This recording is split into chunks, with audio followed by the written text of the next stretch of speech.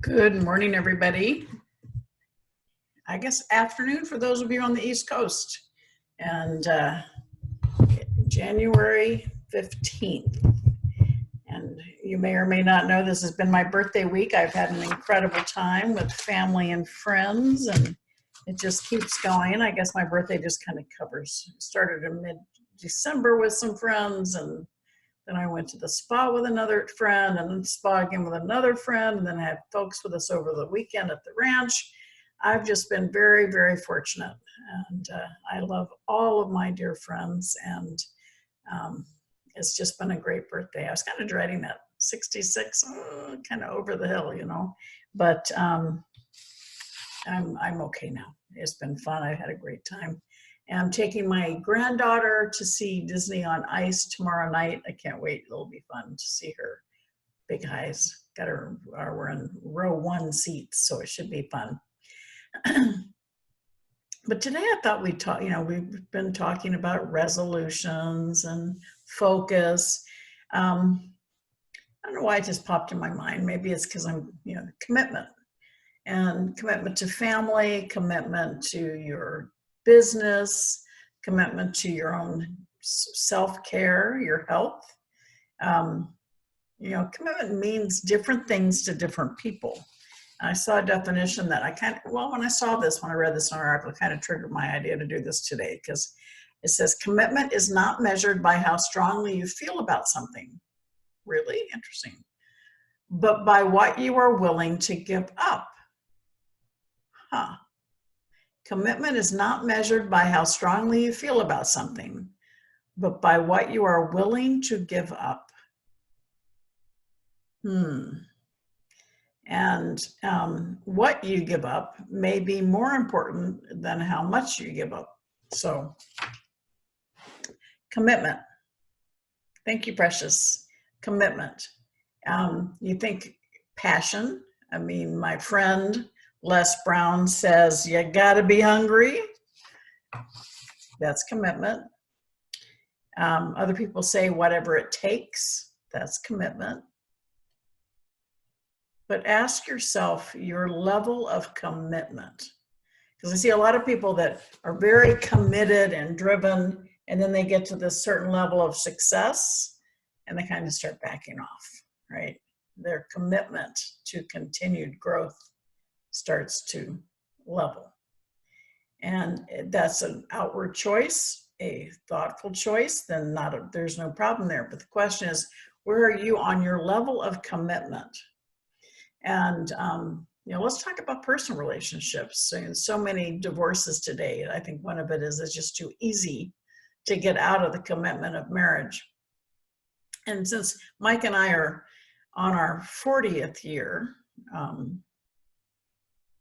January 11th was our 40th anniversary of meeting one another, the day before my birthday.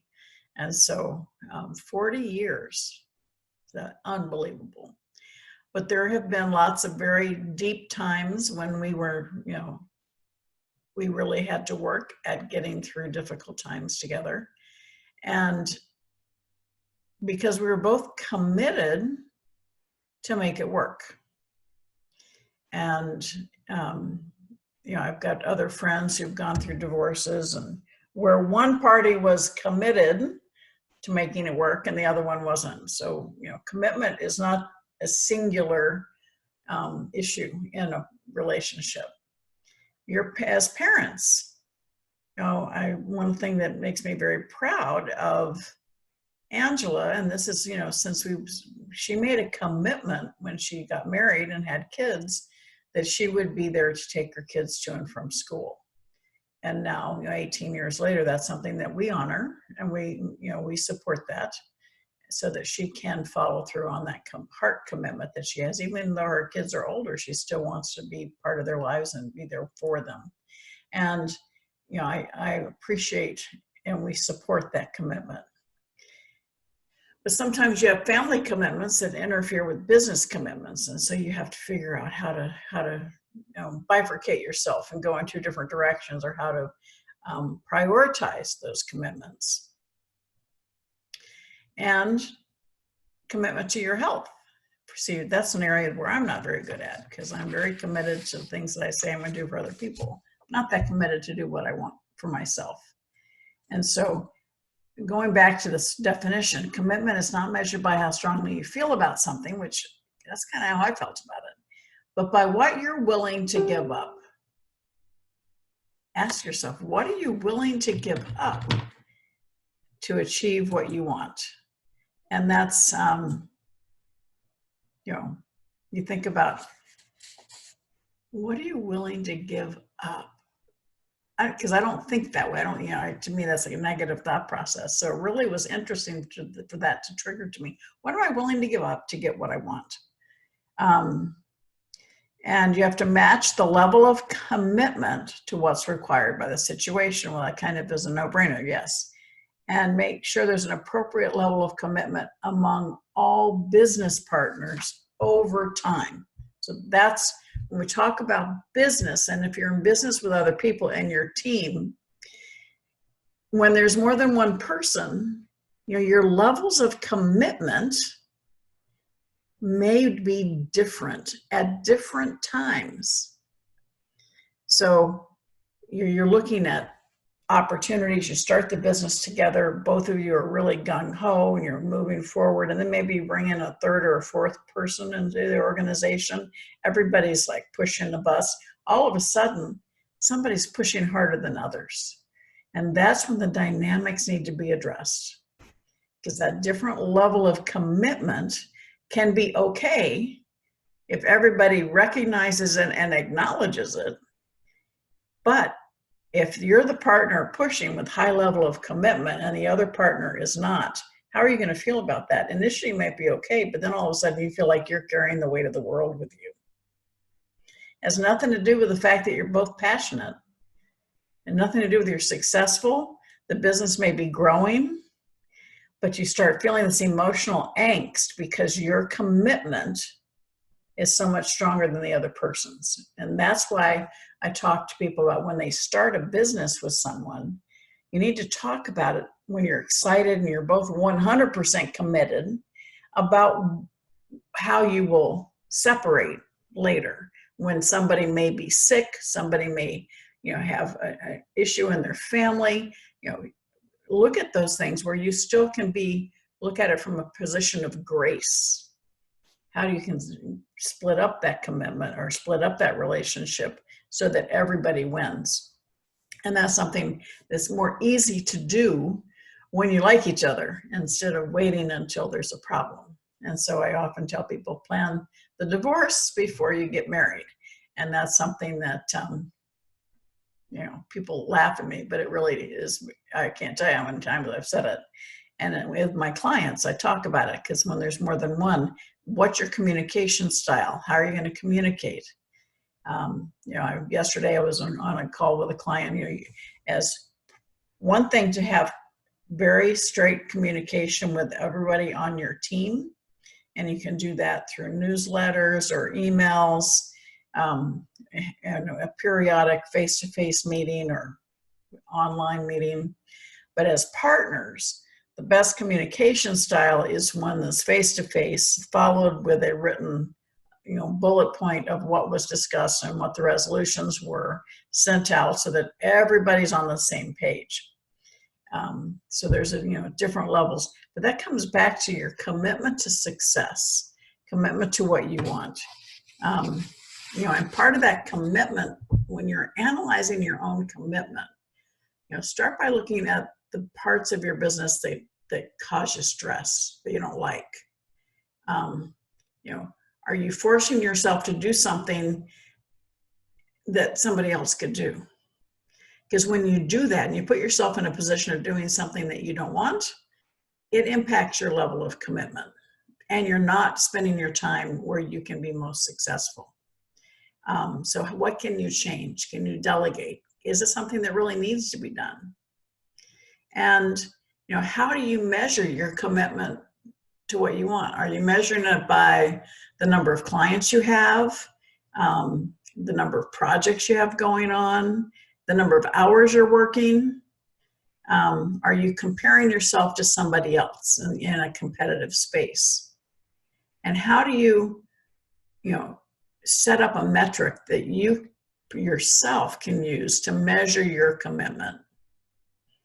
Are you excited about getting into the office, or are you dreading it? Okay, all those things are signs of whether you are committed to what you want to do.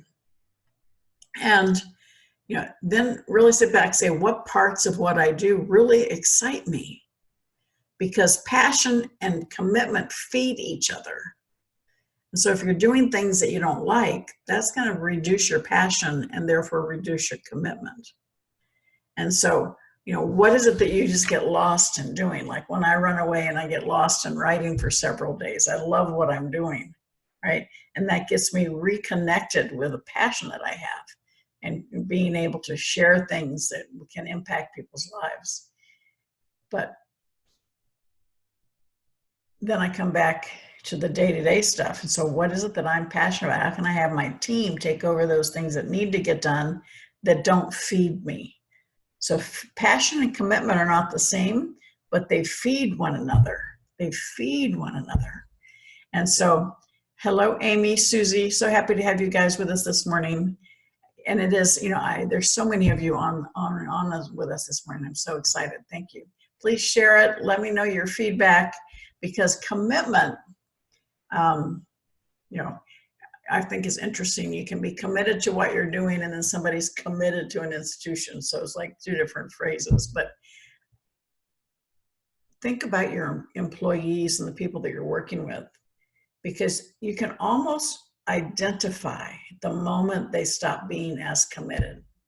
And it's because they don't feel that level of respect. So we were talking to another client yesterday about a code of conduct, and they're drafting this up, the top executives. And one of the pieces of advice I gave them was, instead of just finalizing it and then sharing it with all the employees, all right, get it to that point where it's almost final, and then share it with them and say, we are in the process of doing this for the organization, and we want your feedback. That does one of several things. It shows them that you respect their opinion. It excuse me, gives them the opportunity to give input, and therefore they feel invested. They feel ownership in that code of conduct. And it gives them the opportunity to highlight things that are important to them that you may not have thought of. So it's a great feedback loop for you. And so by doing that process, you have a much higher level of engagement, which gives you a higher level of loyalty, and therefore a higher level of commitment. And when you have a committed team, it feeds your own commitment, because you want to keep their trust in you. And so you continue to work at that level. So passion and commitment speed. But take a moment and think about, what is it that you do that's not high on your list, that you have the opportunity to change so that your level of commitment can go higher. Thinking again, what level of your business frustrates you? What level of your business excites you? And tune up those that excite you, that increase your commitment, and turn down those that frustrate you or delegate to someone else. And then in your relationship, when you are frustrated with a partner, whether it be a marriage, a friend, a child, one of the things, you say, okay, this is frustrating me. So it's front and center, it's high emotion. Compare that and immediately throw yourself back into a situation where you love that person. And it helps bring back into focus that level of commitment you have in the relationship. When you have two people, two personalities, you're going to have conflict. So how do you measure that? How do you work through that? And as I started this, we're talking about Mike and I being married 40 years.